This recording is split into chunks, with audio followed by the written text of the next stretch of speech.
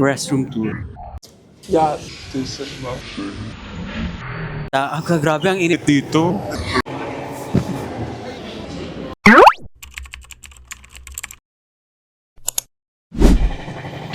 So currently we're standing here in the middle of car 9 and 10. So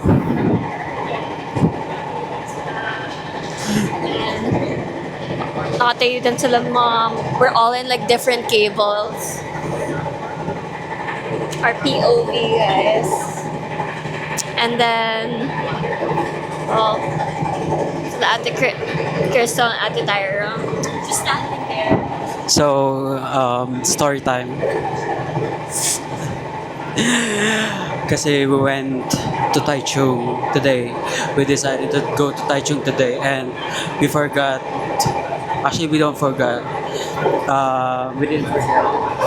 Hindi namin alam na kapag Sunday, when you go to Taichung, you should plan it at least a week before or a month before. Kasi when you go to Taichung on a Sunday, madami palang sumasakay. So upon buying kanina, sabi ko we should buy agad kasi nga baka mamaya wala tayong upuan pabalik. And then also I saw nung I'm checking sa online, parang super late na yung ticket na available. So yun nga, we bought tickets and then I noticed na no seat yung nakalagay. So we quickly asked the information kung anong pwedeng gawin and all. So eto yung result. 11 of us are standing. 12 of us are standing from Taichung to Miaole. One seat is for Mama Tess, of course, kasi matanda na siya. And then, since 11 of us will be standing for about 4 minutes, one will be left until 1 hour. So, ayun nga, ito na lang yung ticket kasi na natira sa amin. Well, no choice, but I think it's a lesson learned and still a fun day for us. That's what happened. They're laughing at me because of story time, pero like I said a while ago, we need to keep ourselves busy para di namin mapansin yung 40 minutes. Wala ka lang naririnig eh, no? Alin, dito? Hindi, meron dito.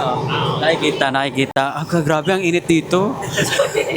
Ang init na nga kanina sa upuan, tapos mainit pa rin dito. Pwede ba doon sa gitna humiga? Pwede ka tumambay sa loob. Pwede nga, pero nakakahiya. Ikaw, kung malakas yung loob mo, pumwesto ka doon sa gitna. I cannot. Diyan ka, gusto mo palit tayo pwesto? Gusto ko ba tumingin dito? Ano siya? Mysterious. Gusto niya umupo.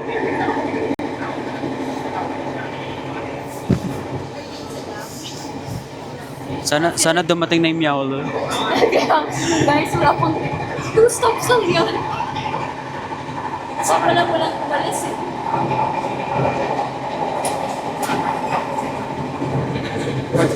Hello.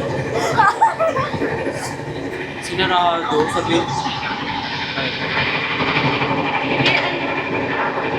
Or may sensors. May sensor kasi umupo sa Kuya Kyle. Dude, ano to? Train to Busan. Not claiming, not manifest. Yeah, can you move your leg to the side? May dadaan. First stop. No. Mag-ano muna tayo, restroom tour. Oh, so it's like mga 50.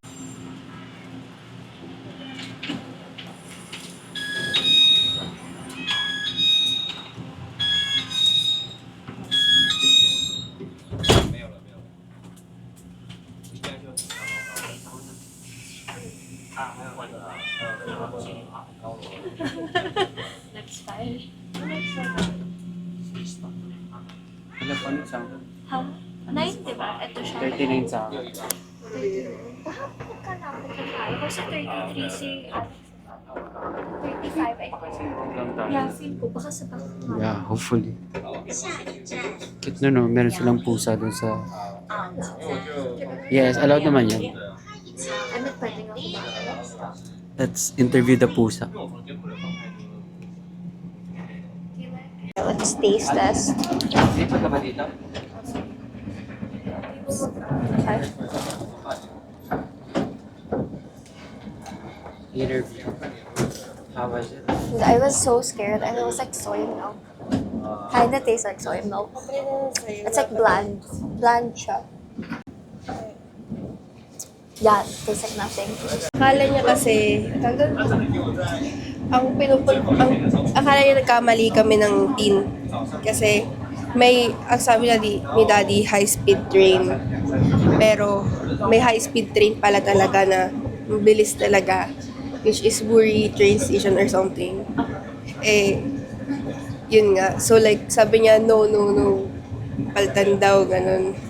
Tapos, so sabi ni Daddy, sige, pinaltan na lang niya ng ano. Kasi daw, sabi niya, bakit daw railway, Taichung Railway, ang bagal daw. May mas mabilis pa daw doon. Baka daw nagkamali. Okay, gets ko na yung kasi nasa yung nasa pin location kasi doon sa Uber. Patapatalagtag pa. Kasi ako yung interview. Nandun kasi sa Uber pin, Taichung Railway. Yun kasi, dating railway kasi yung inupuan natin kanina. So that's... Oo, parang yun yung railway na sinasabi. Railway parang market something. Kaya sinasabi nung Uber driver na mabagal yan, ganyan. So doon kayo sa isa sa Wuring. Wuring. Oh, Is it Wuring. still within there? Yeah, I think. Parang. Yun. Yes, ay nakita ko yun Taichung Railway. Baka mamaya mamalitot. So, ano, Parang sakit na ng legs ko. Is like, pinakita niya na lang yung ticket. Oo, para But magkaintindi. isn't there only like one, parang Taichung, like, yung big? Yeah, isa lang yung Taichung. Pero ayun nga, may other option is yung Wuring na sinasabi. Was it worth it going to Taichung? I think it was worth it going to Taichung today. You know why? Because I've learned a lot as a traveler. Sabi ni Kuya, I thought there was a person that was Yeah, you know, that's the fun part of traveling. You get lost, you learn about it, and you apply. Ano na to? Ay, hindi pa pala to. Sabi niya, Kala ko- life as a traveler. Although I haven't experienced na getting lost like that.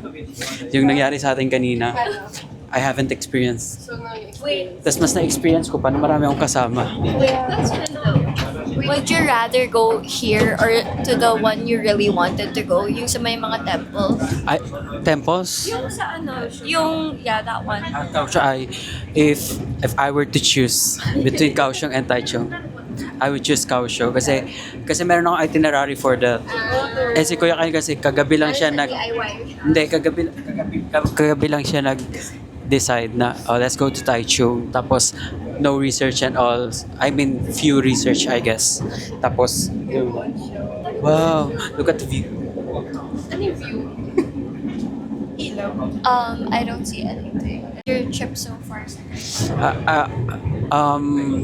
For me, my Taiwan trip so far is good. I've been to a lot of places that I haven't been to when I first came here. Yeah, this is my second time.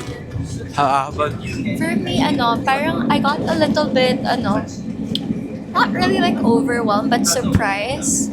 Kasi like, it's like a mix of like Korea, Japan, or something. Yung parang feels. Sabi ko parang, it's like flashback no, I'm in, this country. Parang, inalo siya, minix siya, and it's Taiwan. Tapos, to be honest, I went here doing no research. Parang I went here blind na, nasa ko lang din kala Kuya Wade. How would you recommend this country to your friends? I'll recommend it like around 9. Or no, actually a little bit lower.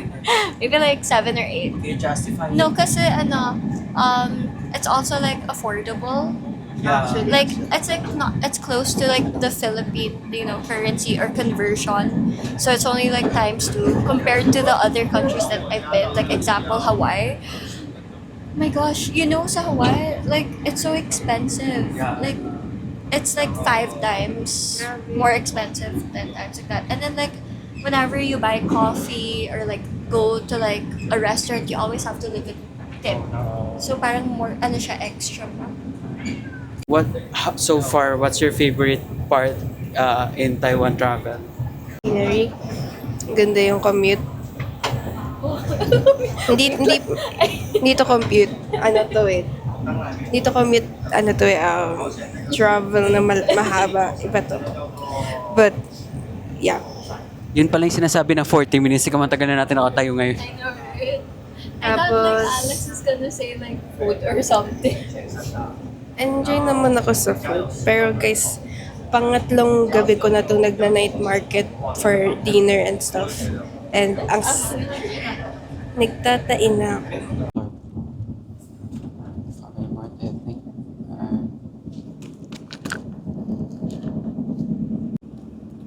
I think from store dun sa station.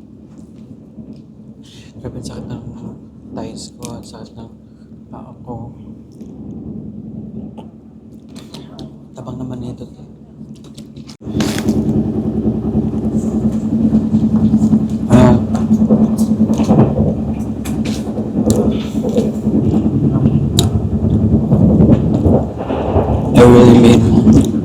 I really mean when I answer that kung pinagsisihan ko ba yung we got lost sa Taichung kasi it's a lesson learned. It's better to get lost with your relatives compared to being alone, and it's actually fun. Although, syempre, since nawala, parang may sign ng pera that it could have been used to something better. Like, kung magdadaychong kayo, I would suggest yung na lang, yung sa club nga, kasi nga, mas makakamura ka pa kasi nga gagastos ka sa HSR tapos ano naman pala what they call this hindi mo rin ang papupuntahan yung mga ibang other spots sa Taichung, so might as well avail the club kasi 2,000 plus lang yun and HSR pa lang yun if ever mag DIY ka.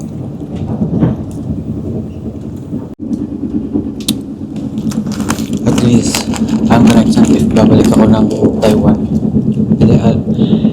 I mean, kung hindi kami na nagpunta today, hindi ko malalaman na ganun pala sa Taichung. Now, it's hard to get around, I think, based on my experience na rin with Japan, Korea. Na sobrang DIY even sa mga provinces. For example, sa Japan, nagpunta kami sa saan origin? Sa Mount Fuji. Sobrang dali lang doon. Matcha mocha. Okay. It's literally